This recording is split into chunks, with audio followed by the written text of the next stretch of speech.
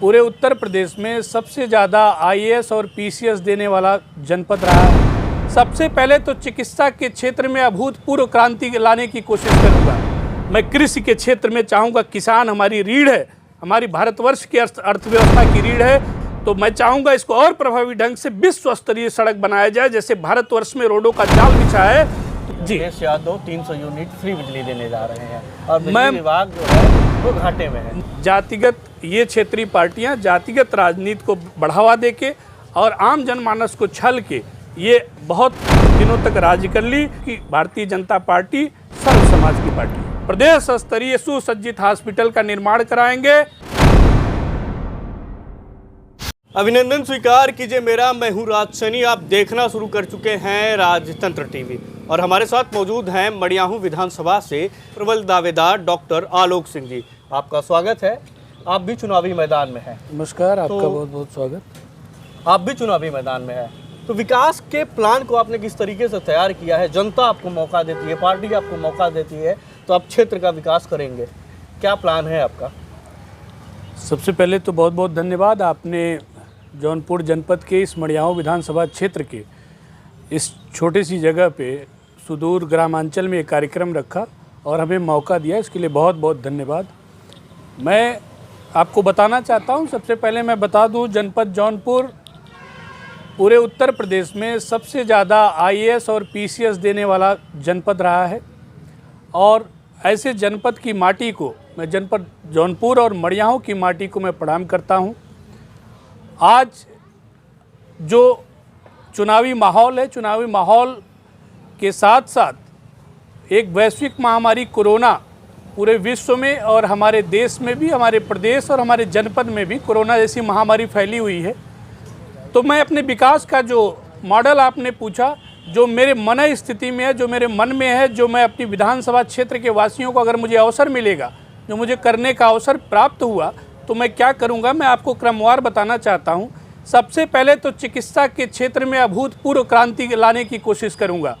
जनपद जौनपुर के मड़ियाहू विधानसभा में एक ऐसी चिकित्सकीय व्यवस्था करने का प्रयास करूंगा जिसमें एक ट्रॉमा सेंटर भी हो, एक ऐसा प्रदेश स्तरीय हॉस्पिटल हो जैसे पीजीआई जैसी सुविधा हो, जिसमें वेंटिलेटर की सुविधा हो, जिसमें सुसज्जित आईसीयू हो, जिसमें ऐसे सारे इंस्ट्रूमेंट्स, इक्विपमेंट्स और चिकित्सक की उपलब्धता हो कि हमारी विधानसभा का कोई भी व्यक्ति जो बीमार हो जाए और ऐसी परिस्थिति में उसे बनारस या उत्तर प्रदेश के लखनऊ कहीं रेफर न करना पड़े, हमें यही ऐसी सुविधा मिल जाए। मैं ऐसी चिकित्सकीय व्यवस्था प्रथम मेरा कार्य रहेगा कि मुझे अवसर प्राप्त हुआ तो मैं करूँगा। दूसरा, शिक्षा के क्षेत्र में हमारा मड़ियाहू विधानसभा बहुत पीछे है। मैं लगातार घूम रहा हूँ आज वर्षों से, चूँकि मैं इसी माटी से हूँ, मैं एक चिकित्सक भी हूँ, तो मैं चिकित्सा के साथ साथ शिक्षा का भी महत्व जानता हूँ। मैं पूरे विधानसभा में पूरे वर्ष से घूम रहा हूँ। मैं एक ऐसी शिक्षा में क्रांति लाना चाहूँगा कि एक ऐसा महाविद्यालय हो, एक ऐसे ढेर सारे महाविद्यालय हमारे इस मड़ियाहू विधानसभा में खुले, जहाँ हमारे आज के युवा, हमारी युवतियाँ, हमारे बच्चे, हमारे छात्र एवं छात्राएं ऐसी उच्च शिक्षा प्राप्त करके, अच्छी गुणवत्तापरक शिक्षा प्राप्त करके इस जनपद से ऊपर जाएं और देश स्तर पर, राष्ट्र स्तर पर पढ़ लिख के हमारी विधानसभा, हमारे जिले का नाम रोशन करें। और उस महाविद्यालय का जो निर्माण हो वो हमारे विधानसभा के ऐसे शिक्षक जो विद्युत शिक्षक हों, जो ऐसे बैठे हुए हैं, वो ऐसे विद्यालय की संरचना हो तो उसमें उनको जगह मिले। तीसरी चीज़, आज हमारा युवा, उसको मैं चाहता हूँ हमारे युवाओं को एक समुचित स्थान मिले। हमारे युवाओं के लिए, जो हमारे युवा आज जौनपुर जनपद का एक बहुत सारा भाग जो मुंबई, महाराष्ट्र, गुजरात, जो बेरोजगारी में सब हमारे जनपद से, अपने घर से, अपनी विधानसभा से पलायित होकर बाहर नौकरी करने जाते हैं। मैं चाहता हूं कि अगर मुझे अवसर मिलेगा तो मैं सरकार के साथ भरपूर प्रयास करके मैं चाहूँगा युवाओं के लिए ऐसा लघु उद्योग, कुटीर उद्योग और ऐसे ढेर सारे संसाधन, रोजगार के अवसर सृजन कराए जाएंगे कि हमारे घर परिवार से जब दूर रह के हमारे विधानसभा के युवा जो है मड़ियाहू के युवा, वो गुजरात, सूरत, बॉम्बे, महाराष्ट्र के विभिन्न क्षेत्रों में नौकरी करने के लिए जाते हैं और अपने परिवार से दूर रहते हैं। मैं कृषि के क्षेत्र में चाहूँगा, किसान हमारी रीढ़ है, हमारी भारतवर्ष की अर्थव्यवस्था की रीढ़ है। तो हमारे किसान भाई जो जौनपुर बड़ा अग्रणी रहा है, आप देखे होंगे तो सब्जी के मामले में, और कई दशकों से बड़ी उसमें कमी आई है। तो ऐसी व्यवस्था करना चाहूँगा अगर मुझे अवसर मिला तो। जो हमारे कृषि वैज्ञानिक हैं, हमारे सरकार की जो कृषि की व्यवस्थाएं हैं, उत्पादकता से संबंधित जो सुझाव लोग देते हैं, उसको अपने विधानसभा में लाकर किसानों के लिए कैसे सब्जी का उत्पादन बढ़े, सब्जी का कार्य बढ़े, जिससे उनको आर्थिक मजबूती मिले और उनके जो एक रोजगार है उसका सृजन हो। तो ये किसानों की बात हो गई। चौथा सबसे बड़ी बात जो है, आज के परिवेश में, विकास के मॉडल में हमारा ट्रांसपोर्ट सिस्टम, हमारा सड़क और हमारा परिवहन सिस्टम, हमारे यहाँ हमारी विधानसभा में वो हमारे मुख्यमंत्री, हमारे यशस्वी प्रधानमंत्री भारतवर्ष के नरेंद्र मोदी जी, योगी आदित्यनाथ जी ने बहुत सारे ऐसे कार्य किए हैं विकास के। लेकिन मैं अपनी विधानसभा में चाह रहा हूँ यहाँ पे हमारे छात्र छात्राओं के लिए, आम पब्लिक के लिए ट्रांसपोर्ट सिस्टम ऐसा गठन कराने की कोशिश करूँगा, जैसे सिटी बसेस चलती हैं जो एक जनपद से दूसरे जनपद की सीमा को, जो उनका सीमांकन है, वहाँ पहुँचती हैं, जिससे लोगों को ट्रांसपोर्ट की सुविधा मिल जाती है। वो सिटी बसेस चलवाने की कोशिश करूँगा। और सड़क, जो हमारे उत्तर प्रदेश में जनपद जौनपुर का बड़ा नाम रहा है, ये सिराजे हिंद की धरती, आप जौनपुर जनपद से विंध्याचल और श्रृंगेरवेर नगर की जो रोड हमारी है, जो लुम्बिनी दुद्धि मार्ग को जोड़ती है, स्टेट हाईवे, वो इस जर्जर अवस्था में अभी भी है। लेकिन हमारे यशस्वी मुख्यमंत्री और परिवहन मंत्री माननीय नितिन गडकरी जी भी आए थे, घोषणा हो गई है, कार्य भी चालू हो गया है उस पर।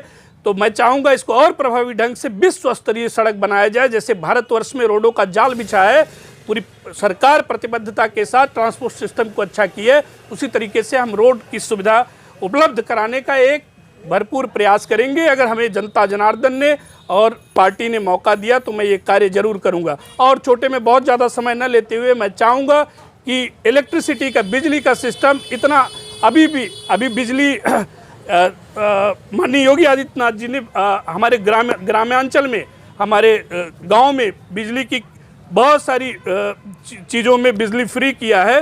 तो मैं चाहूँगा कि जो बिजली के तार हैं, पोल्स हैं, और जो आए दिन दुर्घटनाएं होती हैं, तो बिजली इलेक्ट्रिसिटी के लिए कि 24 घंटे रोटेटरी, 24 घंटे बिजली की निर्बाध उपलब्धता हो हमारे गांव में, हमारी विधानसभा में। और ये तार जो ऊपर से फैले हुए हैं उसको अंडरग्राउंड कराने की भरपूर कोशिश करूंगा। अपराध मुक्त, भय मुक्त और भ्रष्टाचार मुक्त वातावरण हमारे पूरे प्रदेश में कायम है।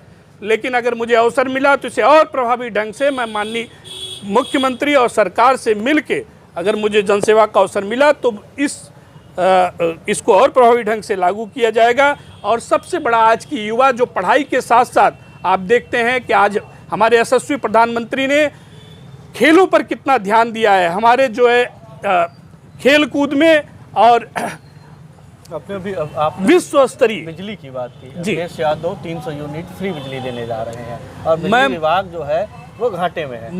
मैं आपको आपके माध्यम से बताना चाहता हूं कि बिजली विभाग घाटे में है। और माननीय अखिलेश यादव जी की जो कोरी घोषणाएं हैं, वो विगत 2-3 सरकारों से, बसपा सरकार आई तब भी लगातार ये सारे विभाग जो घाटे में चल रहे हैं, इन सब के कृत्यों का परिणाम है। और इनकी ये बता रहे हैं कि सरकार आने पर हम बिजली माफ़ कर देंगे 300 यूनिट। कहाँ से माफ़ कर देंगे, बताएं जनता को, कहाँ से माफ़ कर देंगे, किस स्तर पे माफ़ कर देंगे, कौन सा ऐसा फंड जनरेट कर देंगे कि बिजली माफ़ हो जाएगी। तो मुझे लगता है कि ये छलावा है केवल पब्लिक को दिखाने का और कोरी घोषणाएं करने का उनका। मौजूदा में अखिलेश यादव हो, बसपा हो, वो ब्राह्मण सम्मेलन कर रही है, ब्राह्मणों को लुभाने का कार्य कर रही है। भाजपा ने भी किया, लेकिन अब मैं आपको बताना चाहता हूँ कि जातिगत, ये क्षेत्रीय पार्टियां जातिगत राजनीति को बढ़ावा देके और आम जनमानस को छल के ये बहुत दिनों तक राज कर ली। भारतीय जनता पार्टी ये जातिवाद, संप्रदायवाद और इन सारी चीज़ों से मुक्त होकर पूरे भारतवर्ष में एक ऐसा माँ भारती का सपूत यशस्वी प्रधानमंत्री मोदी जी, वो सबके प्रधानमंत्री हैं, सबके नेता हैं। और उसी तरह प्रदेश में माननीय योगी आदित्यनाथ जी ने किसी के साथ कोई ऐसा व्यवहार नहीं हुआ है जिससे सर्व समाज को लाभ पहुंचा है। और सभी के लिए मैं ये कहता हूं कि भारतीय जनता पार्टी सर्व समाज की पार्टी है। कांग्रेस ने जिस तरीके से पंजाब की सरकार ने, आपने अभी देखा होगा कि प्रधानमंत्री मोदी का काफिला पंजाब में रुक गया था, तो उसको किस तरीके से आप देखते हैं, क्या आपकी प्रक्रिया है? हम आपसे नहीं, जानना चाहेंगे। देखिए, भारतवर्ष के प्रधानमंत्री का एक बहुत गरिमामय और बहुत महत्वपूर्ण पद होता है।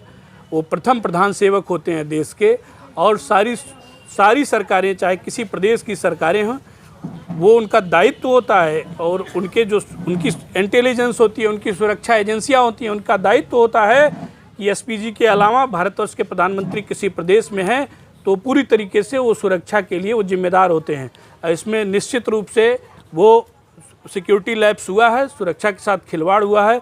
हम लोग इसकी भरपूर घोर निंदा भर्त्सना करते हैं, और इसकी सारी जांच होनी चाहिए, दूध का दूध पानी का पानी होना चाहिए, क्योंकि ऐसे प्रधानमंत्री जो कि बहुत सारे हमारे पड़ोसी देश के टारगेट पे हैं, और वहाँ से वो सीमा भी, पाकिस्तान का सीमा वहाँ से सटा हुआ था, ये बहुत बड़ा सिक्योरिटी लैप्स था। आपसे आखिरी प्रश्न जानना चाहेंगे, अगर जनता चुनती है आपको, तो पहला ऐसा कौन सा कदम उठाएंगे जिससे कि जनता का, आपके विधानसभा के लोगों को लाभ मिले? मैं आपको बता दिया, मैं चिकित्सक हूँ, मैं डॉक्टर हूँ। मैं विगत 40 सालों से इस विधानसभा में, मेरे पिताजी और मैं, प्रकाश सेवा सदन हॉस्पिटल के नाम से मेरा अपना अस्पताल है जो 40 वर्षों से संचालित है। लोगों की सेवा पूरे भाव के साथ हम लोग कर रहे हैं, और मैं बनारस में भी मेरा चिकित्सालय है। मैं केवल यही कहना चाहूँगा कि आम जनमानस स्वस्थ रहेगा, स्वास्थ्य ही धन है, तो प्रथम प्राथमिकता होगी कि पहले आज के इस वैश्विक महामारी जो फैली हुई है, हम लोगों ने द्वितीय फेज में कोविड के सेकेंड वेव जो आई थी उसमें अपनों को खोया था, और बहुत सारे घरों में ऐसा लगता था कि हर घर में कोई ना कोई काल कवलित हो गया। तो प्रथम प्राथमिकता होगी कि एक प्रदेश स्तरीय सुसज्जित हॉस्पिटल का निर्माण कराएंगे, और उसके बाद सारे कार्यों का सृजन करने के लिए भरपूर प्रयास करेंगे। बहुत बहुत धन्यवाद हमसे जुड़ने के लिए। ये थे डॉक्टर आलोक सिंह जी, जो प्रबल दावेदार हैं मडियाहू विधानसभा के, जिन्होंने बताया कि शिक्षा हो चाहे चिकित्सा हो, उसके क्षेत्र में विधानसभा में चौमुखी विकास किया जाएगा, जिससे कि जो लोगों की समस्याएं हैं, चाहे स्वास्थ्य की हो, चाहे शिक्षा की हो, चाहे सड़क की हो, उन सभी समस्याओं का जो है कटिबद्धता से निस्तारण किया जाएगा। तब तक के लिए आप देखते रहिए राजतंत्र टीवी। बहुत बहुत धन्यवाद, आभार।